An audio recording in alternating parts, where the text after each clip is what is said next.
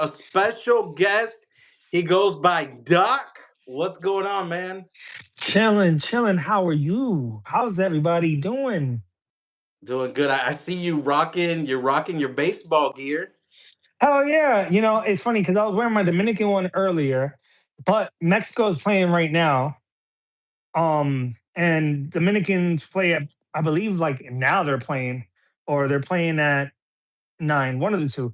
But I need Mexico to win so Mexico can advance. Dominicans are already 3-0. They're advancing. They're good. Nobody's stopping them. So So I'm you're rooting a for my other half. so you're a longtime wrestling fan. You're a filmmaker, actor, musician. You're like a trade of all hats. That's right. Jack of all trades is what I am, and I've been doing this for a while. I've been performing and acting since I was like 5. So Wow. And funny you mentioned at, I believe it was at around 13 years old, you started doing talent shows. yes, well, I've been doing, like I said, I've been performing since I was 5. So Right, right. I've been, at 13 is when I started writing like music, and I started, doing songs and whatnot. That's what happened at 13. But I've been performing on stage since I was 5. Since you're 5. Yes, a Right. very long time ago. I'm not going to ask you your age, but you come with experience on the resume. Yes, I am a veteran in this game. There's gray hairs on here. No, no, you still you look good, man. You look good, Thank you, brother. thank you. So, I try. longtime wrestling fan. How did it start for you? How did you come across wrestling? Well, so my uncle was like my father figure since I was a kid, and I was the only boy in the house. Because I had my aunt, God rest her soul. I had my mom. Then I had 2 cousins who were girls, and we were all raised as brothers and sisters. Like to this day, I still consider them like my sisters, even though they're technically my cousins. Um, but I was the only boy. So he would be watching wrestling, and obviously the first person I saw growing up was like Hulk Hogan. And Hulk Hogan was like that dude. Obviously over the years we found out, you know, how he feels about certain people, but it is what it is. But it was that gold and red that got me hooked. Then after that, it was Bret the Hitman Hart. And Bret the Hitman Hart then became like the idol at that point until Stone Cold Steve Austin showed up. And every generation there was a new wrestler that got me hooked, from Stone Cold to The Rock, then CM Punk, and yeah, that was the Do you, transition right there. so do you remember, was it Hulk Hogan like your first like official match that you were like, okay, what is this? Well, yeah, I believe it was like a WrestleMania. I think it might have been WrestleMania 3 when he body slammed Andre the Giant. That I was just like, wow, that guy just picked up that giant. And obviously we believed that he was a superhero.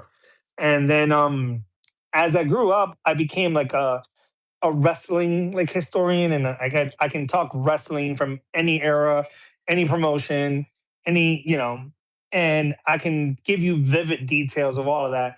And one thing that stood out the most of WrestleMania 3 is how hooked I was to the Macho Man versus Dragon, Ricky the Dragon Steamboat match. Like that match just had me hooked.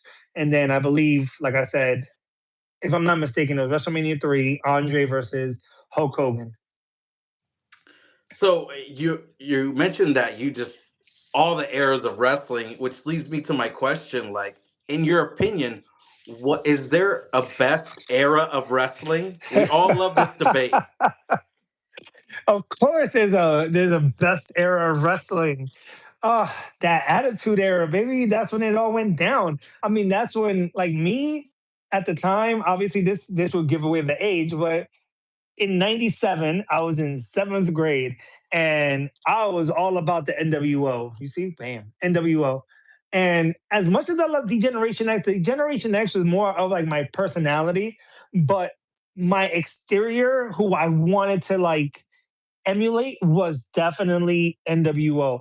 Me and some of my friends in like seventh grade, I used to take the school bus and we used to sit in the back of the bus, and that was our area. If you went to the back of the bus, you had to get jumped into the NWO or you just get beat up. And we would always wear black and white every day, black and The white. click. I swear to God. And there was I was the Scott Hall of the situation because Razor Ramon was my guy. And there was this other seventh grader. He was tall for a seventh grader. So obviously he was Kevin Nash. And then we had this other kid who just was a big fan of Hulk Hogan. So we left him with the Hollywood going on.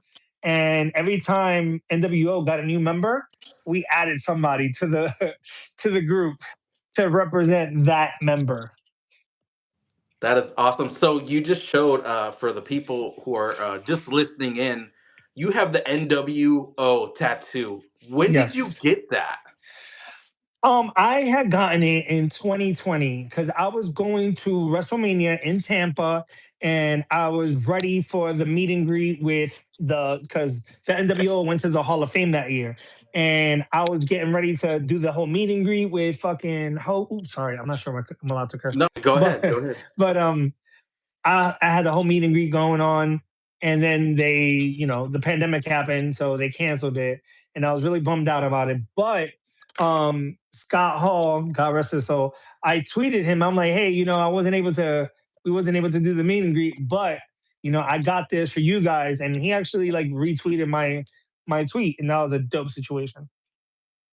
That's Excuse awesome. me. So I did a little bit of research and I saw a picture on your social media, and it had that you did you go to the WWE VIP experience? I've done a few of them. Yes. So, like, tell me what is that? 'Cause I've never done that, and there's a lot of fans who maybe thought about it. Like, how's that like? Oh, it's absolutely amazing. You do these things as a fan, and if you're if you're lucky enough to have the financial like flexibility, should I say, to spend money on wrestling events, you should totally do it because you meet like-minded wrestling fans. You get to meet a lot of personalities that aren't famous, but you see them there a lot. Like I've had you know dinner, well, not dinner, but like lunch, or hung out with like the green shirt guy. I met the Brock Lesnar dude, whatever. A lot of people that show up at wrestling events, we all just mingle, just chill, and just shoot the shit and just talk wrestling, talk about our favorite eras, talk about our favorite wrestling matches. Like we can be here forever talking about favorite wrestling match or favorite like event. So you mentioned the green shirt guy, and for us wrestling fans, we know exactly what you mean. He shows up on pretty much every show he can get his hands on, wearing like a green shirt, smiley face looking shirt. So, like, how was your encounter with the green shirt guy? It's cool. I mean, it wasn't, he wasn't acting Hollywood or anything. He said, "What's up?" We chilled for a bit. Um, my phone had died at that point that when I met him, so I wasn't able to take a selfie with him. But I did take a selfie um with the Brock Lesnar dude, whatever. Um, and yeah, that's about it. Do you rem- Sometimes do you remember the before the green shirt guy? It was the sign guy, and he had like a baby blue, almost like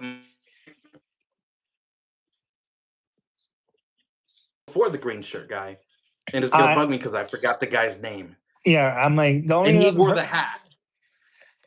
I don't know. I would have to probably see the picture of him.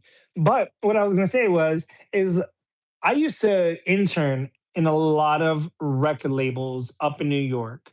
And then obviously working for a theme park where your security, you need to control your emotions when it comes to meeting, your idols, your celebrities, because, you got to have some professionalism. And I carry that into every situation I go to.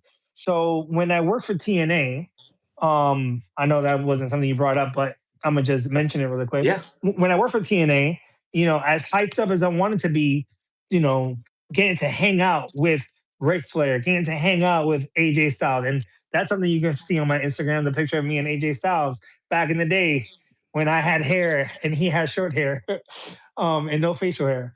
But I had to control myself because I couldn't get geeked out because I didn't want to lose the opportunity to be around them all the time. So, getting to hang out with, Samoa Joe, Frankie Kazarian, Christopher Daniels, all these wrestlers after the fact, like after the TNA show, we'll go out to like nearby restaurants and whatever. I'm not going to mention which restaurants, but there's some fans that ended up, finding out where they were at and will show up. And I'm not going to blow up the spot just in case they decide to go back there. But that was a childhood dream. These were wrestlers that I grew up watching, like Hulk Hogan, you know, Kevin Nash. Oh, another funny thing is there used to be a restaurant in Times Square called WWF New York, and Yeah. I would go there. I would go there every Sunday. Shout out to my mom for always, you know, being a sport and taking me to that restaurant. Almost every Sunday would be like a family day, and we would go to that restaurant. And I think I even posted a picture on my Instagram of me and a young Eric Bischoff. He was at the bar, and you can see in the picture he was kind of lit. But yeah, I got a picture with him too. So every like what? First of all, do you remember what the menu kind of was and what you would get?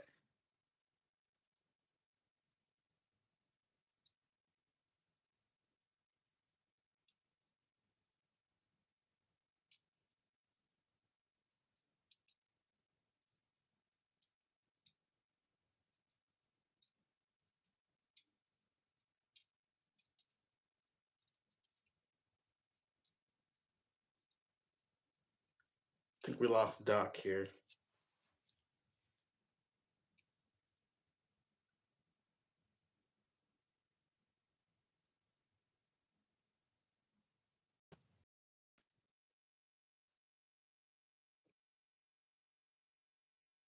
Are you I, back? I don't know what just happened, but That's hey, we're live. I'll go back and edit this. It's all good. but yeah. So I think the last thing you asked me before it cut off was if I remember what the menu was like. I do not. It was a very long time ago. What how old were you? Do you remember how old you were? I want to say like about 15, 14, around there. Okay, so my brother was born in 97 and he was about 5 years old at the time. Um yeah, I want to say I was about 15. I want to say like around 15, 16, around there. So you had mentioned AJ Styles and that you got to basically work with him back in Hell his yeah. TNA days. Yes, To sir. see him retire just recently, like his career, what is that like? What does that mean to you and It's everything he's it's accomplished? crazy because I'm gonna give you the rundown, right? Senior year of high school. One of my friends at the time, and I haven't spoken to this kid since high school, but his name was Gino, and we spoke wrestling all the time. The way you and I right now are talking wrestling, him and I all the time would talk wrestling. And I remember the first time he told me, he's like, "Yo, there's a wrestler named AJ Styles, and take my word, right now he is gonna be huge." And I'm thinking to myself, AJ Styles, oh, okay, whatever, And then over the years, I would see, matches of AJ Styles like in the indies, and when social media started picking up and I started seeing more videos of him, I'm like, oh, okay, he is good. And then when I finally got to work for TNA and he was such a cool, chill person, like, there's I can tell you a lot of stories about a lot of different wrestlers who are actually dicks. But AJ Styles, since day one, always cool. Matter of fact, I'm not going to say the negatives, but I will say the positives. Jeff Hardy, one of the dopest, coolest MFers that I've ever met in my life. Like, I was a big idol of his when I was a kid. It's crazy because I grew up in the Bronx, and, in the Bronx, you just think hip hop culture. But I used to be out there with my freaking Hardy Boy shirt, the Yeah. lit for the moment, the purple and black, and I would have the purple and black like pantyhose pretty much on my damn arms. And I'd be like, yo, Jeff Hardy was that dude. And I'm glad to say he is still the coolest MFer that I've ever met. I was actually a part of I was in the arena working for TNA when he had that moment against Sting at, I think it was Bound for Glory, where they cut the match short because he was under the influence. Yeah. I was there. I was there. And that shit was crazy because I'm like, did we just experience another Montreal screw job? Like, the, Right. yeah, I was like bugging out because I didn't know what was going on. Um, but I was there for that. Um, so So yeah, during Jeff Hardy, sorry, Jeff Hardy, one of the coolest guys ever. AJ Styles. Who else? Who else is another? Christopher Daniels, Samoa Joe. Hernandez was cool. I actually got an interesting story when it comes to that. But go ahead and ask the next question. And before we end the show, I'll try to share that story. so you had brought up Bound for Glory, and obviously he was under the influence, and the match got cut short. But like, if you see like the TV action, like everyone was like confused, probably mad, like. But you being there live, how was the It atmosphere was in just TNA? at listen, what you saw on TV was pretty much what we experienced live because I was ringside and I'm like, did I miss something? Like, what just happened? I was like, what just happened? I was so confused. And then I ran to the back and I found out what was going on. I'm like, oh, damn. It happens though. But since that, he got cleaned up and Listen, Jeff Hardy kind of still, turned things around. how is Jeff Hardy still one of the dopest motherfuckers out there? Like, you cannot talk about wrestling history and not mention Jeff Hardy to some extent. So I had mentioned early on, like you're an actor, filmmaker. How did that come about? Did that come around like you when you were five doing started doing the talent shows and things like that? Well, see, for me, I like I said, I've been performing since I was 5. In New York City, New York City had a bunch of, you know, talent agencies, and my family saw the talent in me and they would try to get me into these talent agencies, but there was some that were like scamming, so they would be like, oh, you have to pay X amount of money for us to represent you. And like my aunt would be like, that doesn't make sense. I have to pay you to represent him. Like, isn't aren't you supposed to get him shows so he can get money so then you can get paid? Like, Right. how does that, like, that doesn't make sense. So I ended up going to this one place and I don't even think it's in business anymore. So I can say the company, I could say their name and how crap they were. But there was a talent agency called like Silver Productions or whatever. And all they would get me were like local ad like gigs.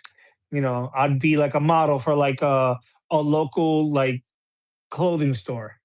And that's it. I didn't get like national print.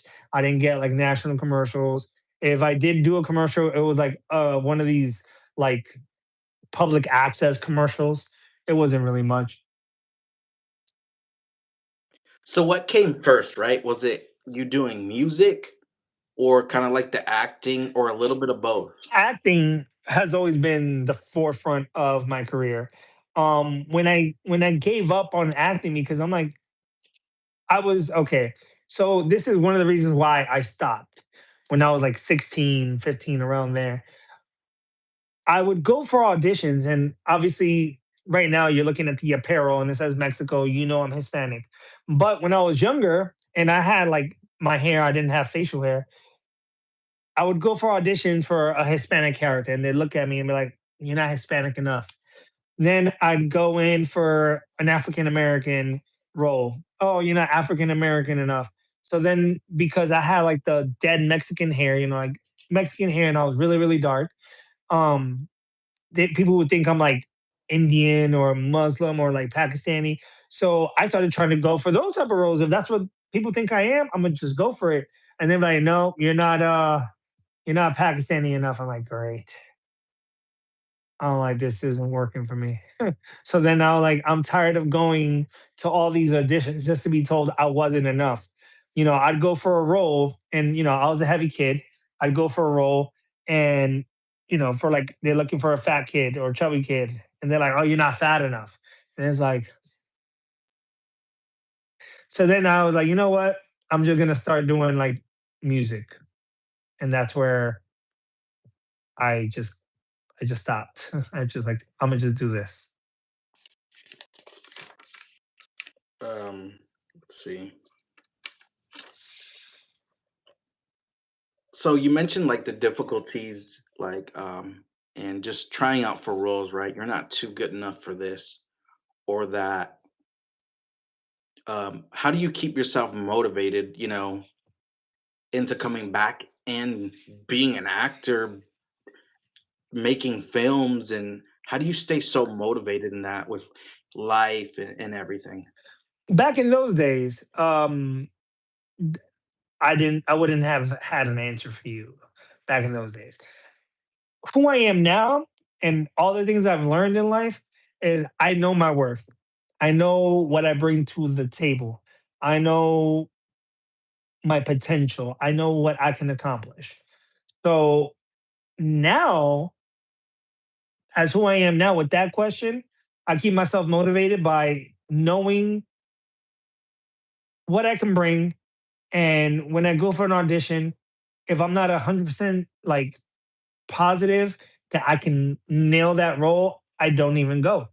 A lot of people just take auditions because they want to get something, and they take a shot because of that famous quote. You miss 100% of the shots you don't take. So a lot of people Right. go for any auditions trying to make a difference, trying to get that role. I go for what I know I can accomplish. So if I go for a role that everything that I have, I'm like, I got that. And I go in there with the mindset, it's mine already. Nobody's taking it from me. But if I go there and it's something that I'm like, how should I be this character? How can I become this character? Like, if I have to do all that questioning, then I probably shouldn't go because I'm doubting myself. I don't know the correct path to get to where I want to go. But if I see a role that I'm like, that's all me, the road is clear and it's all mine. Nobody's taking it from me.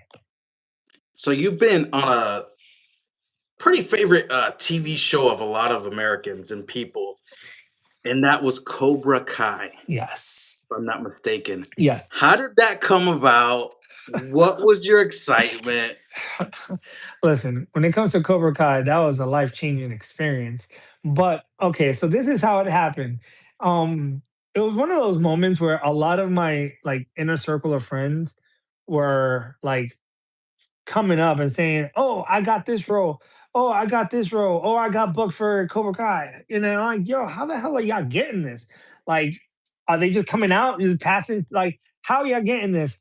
And everybody, I ain't gonna front. There's a lot of people that I thought I was cool with. I'm like, "Yo, how you got it?" "Oh, fulano and fulanita, they hooked me up with this," and I'm like, "Oh, try to get me on," and they're like, I don't know. I'm gonna have to ask Fulano and Fulanita to see if maybe. And I'm like, bro, like really? All right, one person, one person, and I'm gonna give him a shout out. My boy Sean Thompson. I was like, bro, how did you get on there? And he sent me a link. He said, here, they usually post up like auditions and casting calls. Here, like follow them, and when you see it, be like be on it, be like one of the first ones to send an email. And I put the like, I think there was like an option to put like to get notified when that particular page posts like casting calls. So as soon as it popped up of the Cobra Kai casting calls, I got the notification. I went in. I had the email already in my drafts. So once I saw that email, I took the email address, put it on there, and send. And 2 days later, I got the email saying, "Hey, we want to give you the role of like the camera guy at the set guy, type guy tournament." And I'm like, "Bet, okay." In that moment and just being on set, that had to like put a fire in you and obviously motivate you into like, okay, this is really cool and I want to keep doing this. Yes, 100%. That was my first like okay, so that was my first official like Hollywood like gig, but I have been on gigs before that felt Hollywood. Like there's a group that I work with. The production company is called Cosmic Wave, and every production I do with them feels Hollywood. So working with them, I already felt Hollywood. Um, and then when I finally got on set with Cobra Kai, I'm like, oh wow, like this is crazy. Like this is the Karate Kid. Like this is what I grew up watching. That was the only difference between the Cosmic Wave set and Cobra Kai. Like, um, and obviously Cobra Kai, bigger budget, they had like rigs and stuff. And that was the only difference between the experience of feeling Hollywood. So I know one of your favorite wrestlers, right? Yes. And if they ever did a movie about him and his name is Eddie Guerrero, would you be a part of it? Shit, if I got the opportunity, hell yeah, shit. Um, I'm getting up right now because my phone is dying, and I'm like, I need a charger. Oh no, So I'm you're trying to find a charger right now. Do you remember one of the first, like the first time you saw Eddie Guerrero, like in WWE or wherever it was at? Yeah, I had seen him in a WCW like show. It was back in the day when they used to have the shows in Disney and like Disney's Hollywood Studios. Yeah, yeah, like right in the front. Yeah. So one of the times that I came on here on vacation or down to Orlando for vacation, whatever, I had seen that they were doing the show, and I'm like, oh snap, bet I'm gonna go check this out. Um, and that's one of the first times I saw Eddie Guerrero. I saw who else did I see over there? Rey Mysterio, Dean Malenko, all those guys. So we've seen a lot of like wrestlers transition now from wrestling into the movie scene in Hollywood. And one of the biggest names, obviously, I'm going to say is The Rock. Okay, The Rock. I thought you were gonna say Roman Reigns. Roman Reigns, I acknowledge my tribal chief, by the way. Yeah. So, would you say that The Rock is arguably one of the a wrestler, one a pretty good wrestler, if you ask me, who kind of transitioned into Hollywood and kind of worked his way? You would say from the bottom, maybe, if that's fair to say. I wouldn't say the bottom. The Rock was already a household name when he like started doing films. Matter of fact, there's a film that he has that it's uncredited. But it's a film that was done by this guy named Lou Pearlman, who was like the guy who created NSYNC, created the Backstreet Boys. Um, it was a film called The Long Shot, and if I knew exactly where the DVD was at, I would bring it and show you. But it was members of NSYNC that was in the show, like or in the movie, like little cameos here and there. Britney Spears was in it. Um, a lot of these boy bands from like the late '90s, early 2000s were in it. And The Rock, one of his first roles was in that film, and he played like this guy who was like a mugger. Like he was like the main character, and this girl was like walking through Central Park in New York City, and The Rock jumps out in like a hoodie, like, "Oh, give me your money." And I looked at The Rock's IMDb, and it's not on there, and I'm Wow, like, that's a that's good look right wild. there. I'm like, that's wild, yo. Um, Man, if I would have known that we were gonna be talking about The Rock and his films, and if I would have thought about it, I totally would have brought it down. Like, yo, hold up. So one of the Rock's like first, I guess what you call like Hollywood big movies was The Scorpion King, right? Yeah, And but so he before, was still in, the middle of wrestling, kind of like transitioning, like dabbing in kind of, what'd you say, the Hollywood scene. And we've seen other wrestlers now in Hollywood. You have people like Batista, uh, John Cena. I mean, I can name more, but I think these three are, pretty big. I mean, even Hulk Hogan obviously dabbled that back in the day, being on the Rocky movie. He was, I think he was Thunder Lips. oh yeah, Hulk Hogan. Yeah. Yeah. So who would just, if you just had to pick between maybe Rock, it's kind of unfair, right? I'm putting you on the spot. You got Rock, Batista, John Cena, Hogan, and I can name so many more wrestlers. But do you think one stands out above all the rest? Um, between them and acting, Wrestling into Hollywood. yeah, The Rock definitely stands out. By the way, I found the film on YouTube, so I'm gonna look to see um, if I can find the scene that The Rock was in, so I can show you. And give him his dues. Because it's a really interesting scene, I must say. Um,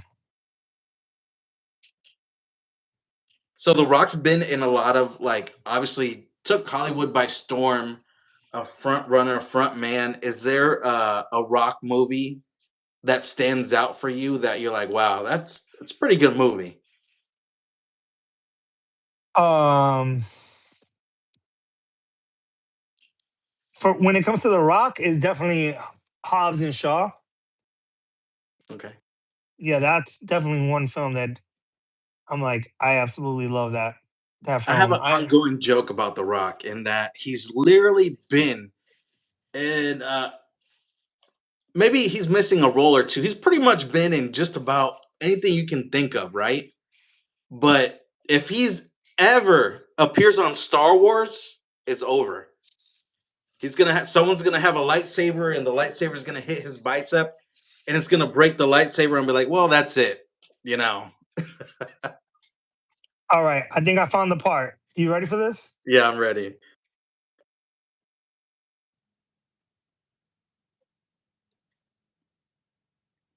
Okay. Um, hold on. They they literally cut right before he is about to happen. Okay, right here. Boom. I don't know if you can hear it, but it's about to pop up right now. Cause this is the part where the rock jumps out. Bam, right there. It's the rock. And this is like uncredited role that he did. Yeah. I think this is like the official like first film he's ever done. Cause like I said, I looked at IMDb, it's not on there.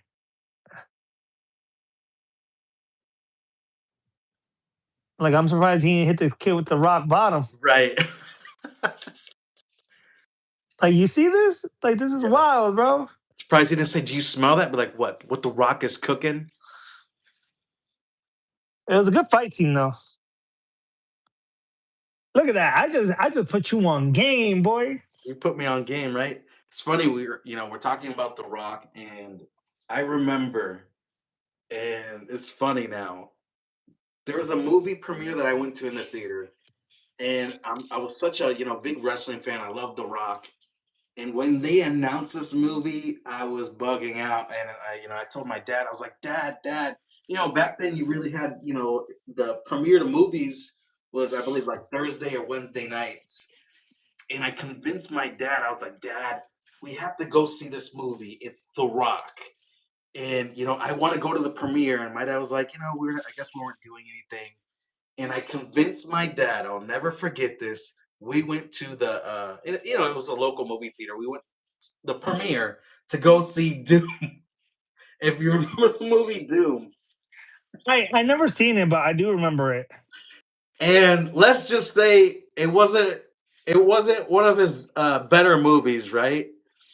Okay, so apparently I haven't seen it in a while, but there it is. It's actually on there. Long shot, Mugger. Ah, there you go. Yeah, There I you go. found it. So anyone who's watching, you're gonna have to definitely check that out.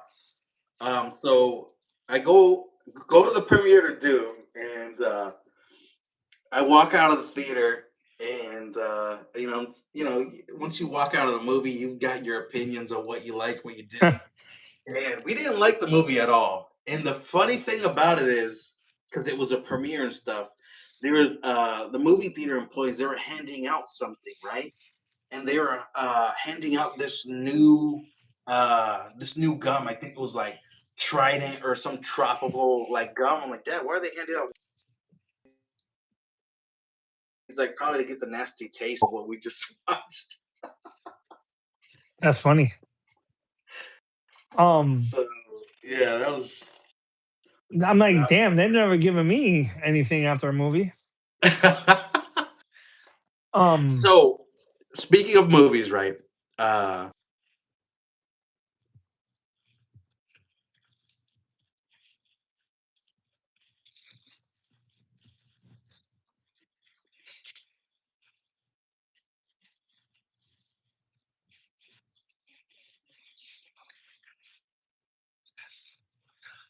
um, okay, so like ultimately, I I I want to say The Rock, but at the same time, I would want to say like CM Punk.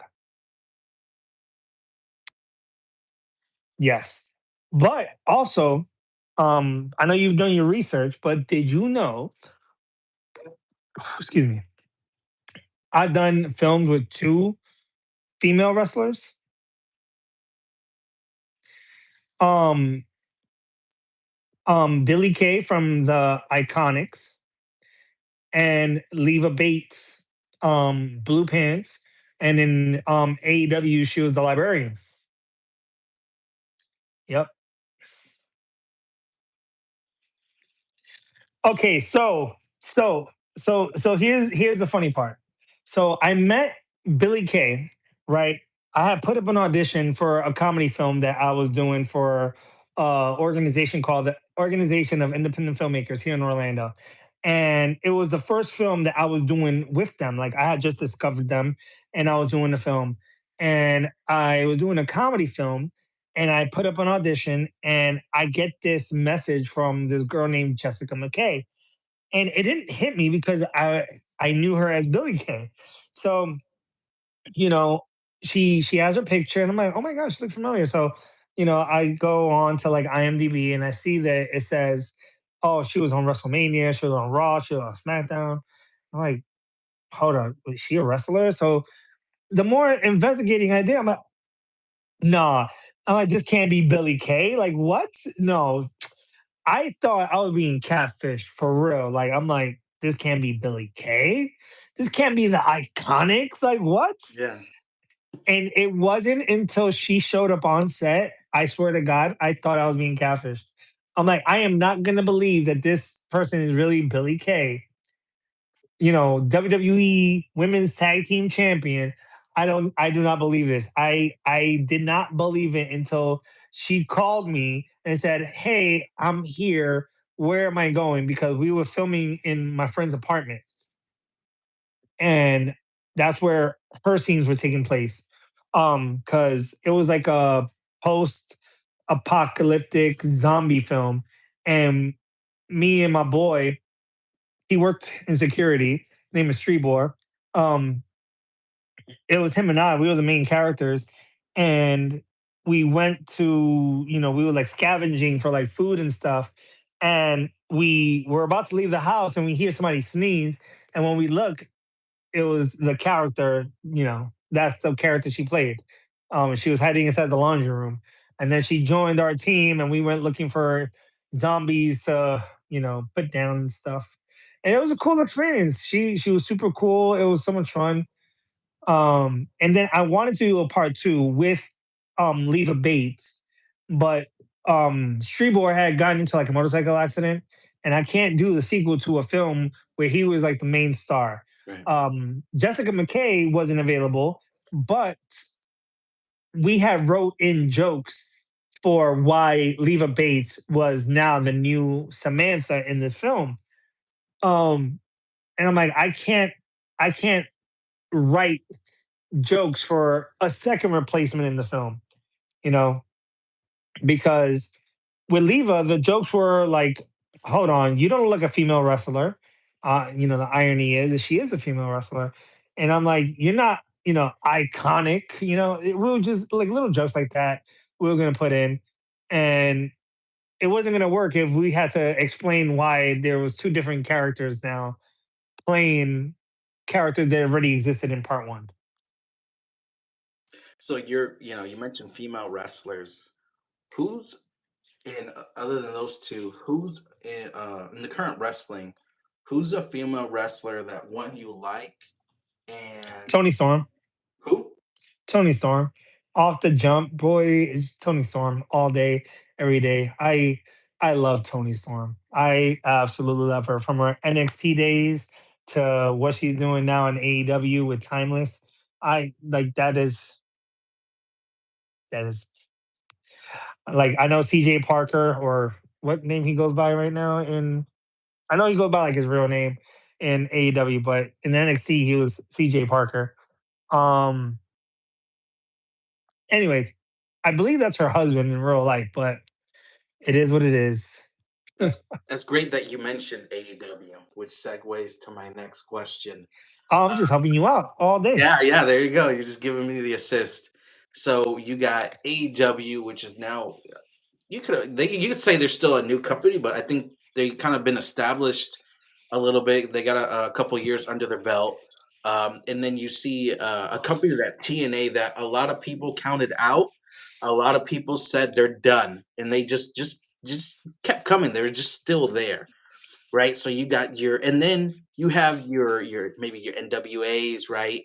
Uh, but most importantly, the bread and butter, I think, and obviously, WWE is the top dog, the NFL of the wrestling industry.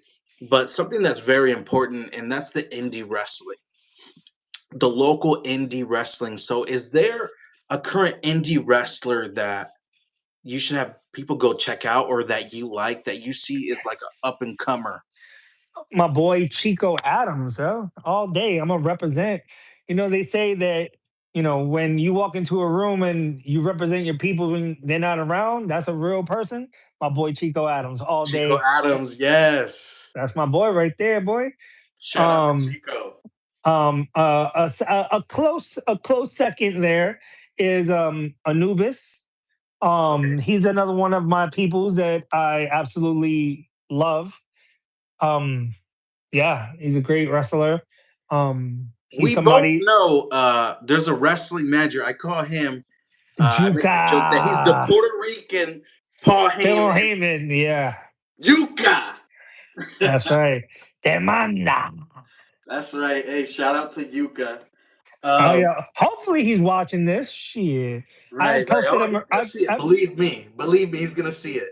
I posted him up earlier in Instagram post that I did of like my new setup for my office, and I was editing a film that he was on that I never got to finish, but now because I'm gonna start doing vertical like series, that's one of them, and it makes it easier for me to put it as a vertical series because there was some shots where my performance wasn't that good.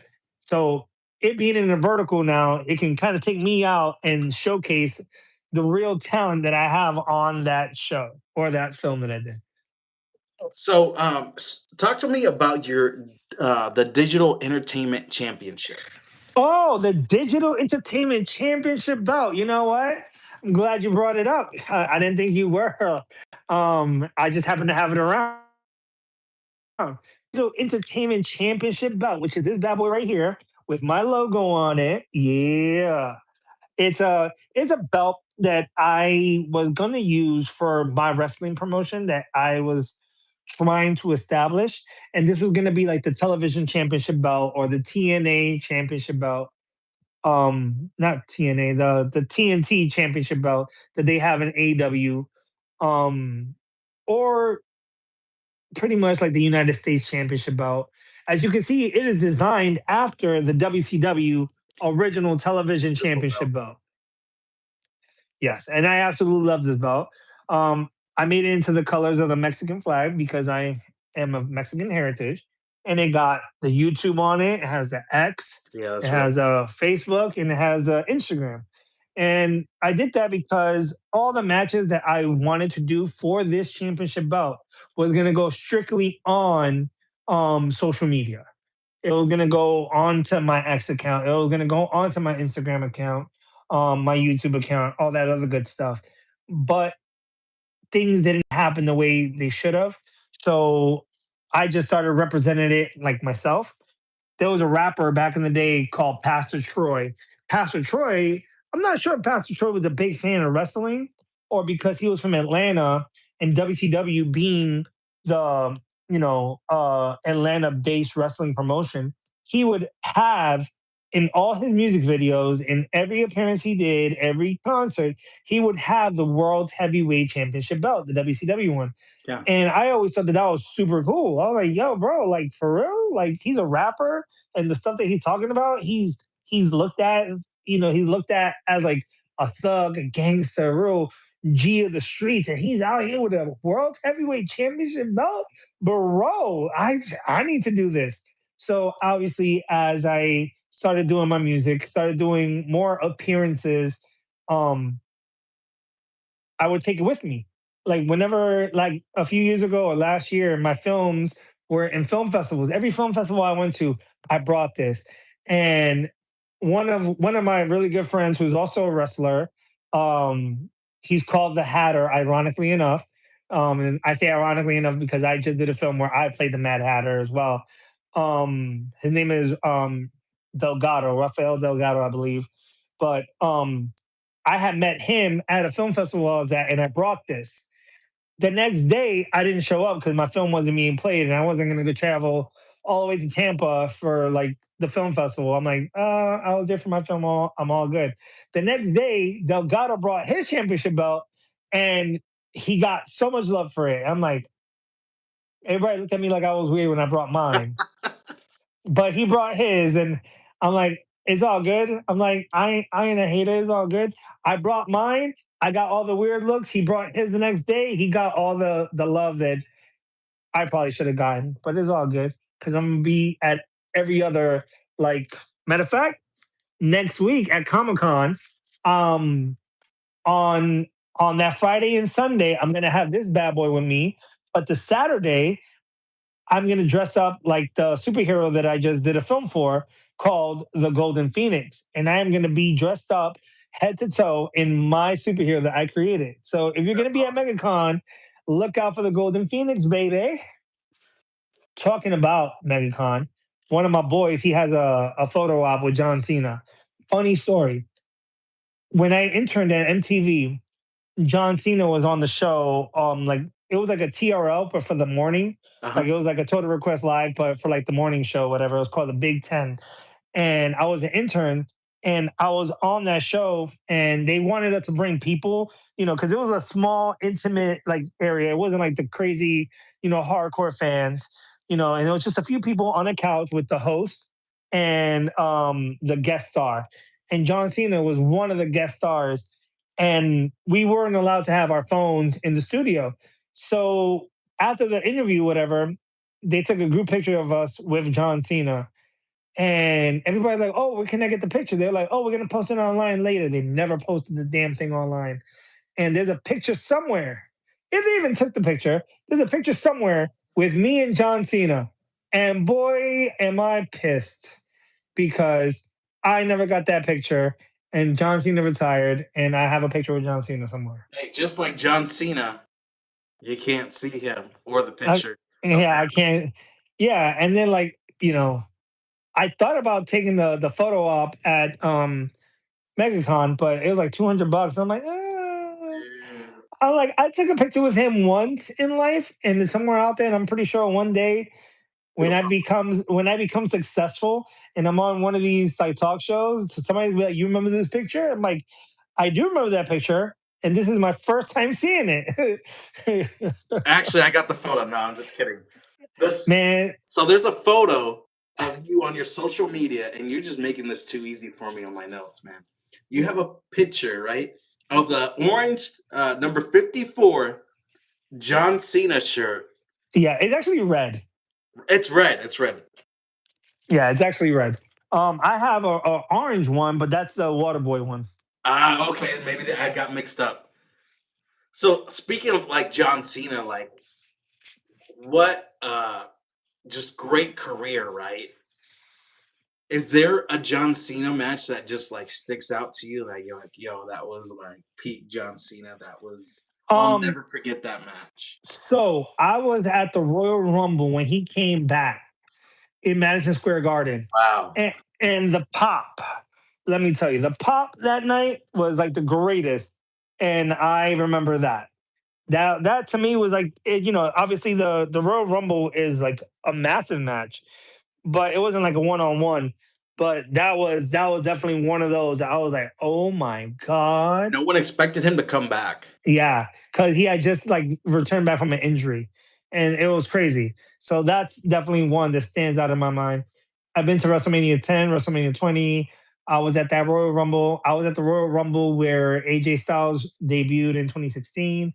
I was at WrestleMania 33. The only thing I haven't done, I think, is Beat Stone Cold at WrestleMania. I'm just no, kidding. no, no. No, I meant out of like the original big four, SummerSlam, Survivor Series, Royal Rumble, and WrestleMania. I think the only one I haven't done is SummerSlam. SummerSlam. Yeah, I've They need done to come Survivor. back to Orlando, man. They're coming for backlash, but Orlando needs some love too. Yeah, they haven't showed love in almost 10 years now because 2026. They were here in 2017. They've only shown up for SmackDown and Raw. So you're into film, you're into acting, and you dabbled with music, and it kind Yeah. of kind of gives me like our truth vibes because you love wrestling. Our truth, obviously, he made music, but so did you. And I want to know a little bit about it. Like, how did you get into that? Like, has it always been a passion, or was there a certain time you growing up in the Bronx that just like, yeah, I'm gonna make music Okay. one day? So when I was younger, acting, I would do musical theater, so I can sing. um in front of my building in the Bronx, like the typical stuff that you would see on TV, group of like guys in front of a building, somebody doing like boom boom boom boom, and then there's people just coming up and spitting and rhyming, freestyling, and that's how I got into it because one of my boys, he can have a whole conversation with you like rhyming, and then like he'd pass it off to somebody, and you would have to like spit like at least 2 bars. If not, you got like punched by everybody, and that was like the oh, you don't want to get punched. So once they threw it to you, you better start rhyming. You better start doing something, Right. and that's how I got into it. I started learning, the rhythm, the flow, and just finally got to a point where I can I can talk and it sounds like freestyle. For a long time, actually, I can have a conversation with somebody and it just sounded like I was flowing. That's awesome. And Hell yeah. And where can people find your music at? It's on Spotify, I believe. Spotify, Apple, Amazon Music, Google Play, all that good stuff. So, what does wrestling mean to you personally? Listen, wrestling is a stuntman's ballet. Wrestling is art form in real life, in real time. Wrestling is um everything you want to be as a performer. You want to be the stunt guy. You want to be the one that pulls the emotion out. You want to, entertain the crowd. You want your personality to transcend past the camera into the homes, into the person's life. There's so many wrestlers throughout my life that have impacted my personality, who have impacted my mindset.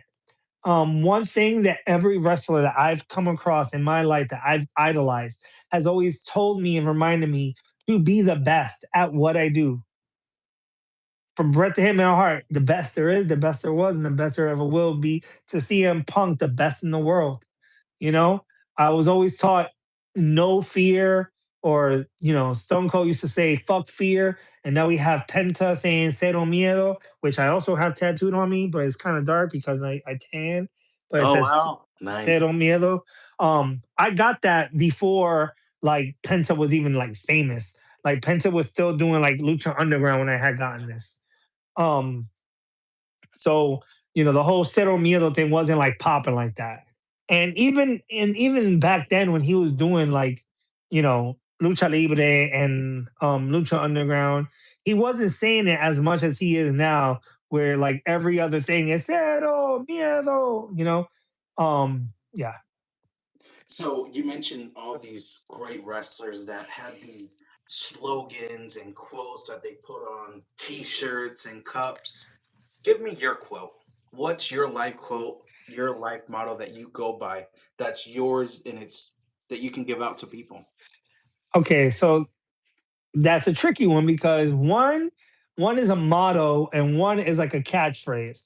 So my motto in life, is, every failure is a stepping stone to the next level. You know, Nobody who has been successful cannot say they've never failed, because you need to fail to learn what you did wrong to then correct it. So that's my slogan right there. But my catchphrase, uh, I I used to have like I used to have a few, but I just feel like it's been used to some extent in wrestling. Um, I used to say, oh, that's phenomenal. Oh, phenomenal. But obviously, when you say phenomenal now, as a wrestling fan, you think AJ Styles. So obviously, that's not something I can say as much anymore. Um, One thing that I did say a lot, and then I stopped using it because Damian Sandow used to use it, is "You're welcome," and that's Yeah. something I used to say a lot. Um, and that's about it. Just those two, like, phenomenal. Actually, do I have one? Um, I don't know. Yeah. Back in the day, used to hang up the phone and be like, all right, yo, one. And then, the whole Doc One thing is where that came from. So, All right. Final two questions. I want to hear what's your dream wrestler match? Did it happen already, or is there one that either they're current or not? What is your dream match? okay, if I had a dream match with any wrestler throughout any decade, I would say I would want to watch Macho Man Randy Savage versus like CM Punk. Yes. Now, WrestleMania coming up is definitely going to have two of my favorites going at it, which is CM Punk and Roman Reigns. And I'm really close to debating whether I'm going to buy a ticket just for that night, just to watch them two wrestle. I just, I just don't know if I want to go by myself, if I'm going to reach out to like a friend and be like, yo, you want to go just to watch this match? And who's gonna win? Speaking of that, WrestleMania 42, Roman Reigns versus CM Punk. Who you got? Well, I feel that Roman Reigns might win because Roman Reigns, even though he's had the Universal title and the WWE title, he's never had that World Heavyweight title. And I feel like, you know, CM Punk has held it down. He fulfilled the goal, he finished his story. And I feel like it might be that time now that, you know, he puts Roman Reigns over, and Roman Reigns can carry the torch until it's time for him to retire. because CM Punk has been at it for a while, and I think he's getting closer and closer to being more of a mentor, coach, producer than he is at still doing the whole ring, in ring stuff. If you look at all the wrestlers that started around the same time as he did, they've already retired or they're on their way out. AJ Styles, CM Punk, and obviously CM Punk. I mean, AJ Styles, John Cena, and then now CM Punk. So your pick is Roman, but your heart, you love that CM Punk. Yeah, but realistically, I feel like CM Punk is gonna drop the title to Roman at Mania.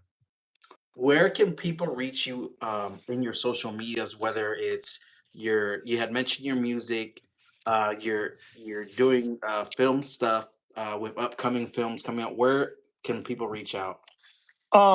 Definitely my Instagram. Like that's my number one social media that I go to all the time, which is at the real DOC1, like that DOC1 S official. See, I'm clapping right now because Mexico was losing 7-0, and now they got bases loaded, no outs. They definitely need to get some hits right now because if they win this game, then they advance to the next round of the the World Baseball Classic. And two out of the three of my nationalities already advanced. I believe Puerto Rico already advanced, Dominican Republic already advanced. I need them to advance. So you mentioned that Instagram is one of your top social medias. Yes, sir. Is there something else that maybe they can? What is your YouTube Oh, where my they YouTube find your is upcoming films? yeah, yeah. My YouTube is youtube.com/DOC1S official. And that's where you All can these find links all will be put my in my, the my description little below. crazy skits. What? I said all these links I will put in the description below. We'll get Thank that. you, sir. But Yeah. Doc, man, this has been an awesome interview. I just want to thank you for coming on the Captainheel Show, and definitely gonna bring you back on, and we're gonna keep going. We're gonna run that back again. Let's run it back, baby. Yeet. Yeet. But that's it, guys. Thank you so much for Doc appearing on the Captainheel Show, and we'll see you guys on the next episode. Thank you. Thank you for having me. It was a pleasure. I'm about to jump onto a different podcast. It's called the Roundtable Podcast, where we talk Shout out. about we talk about theme park stuff. So if you're into theme park stuff, come see us. All right, Doc. Thank you so much. Thank you. Have a good night. You too. Bye bye.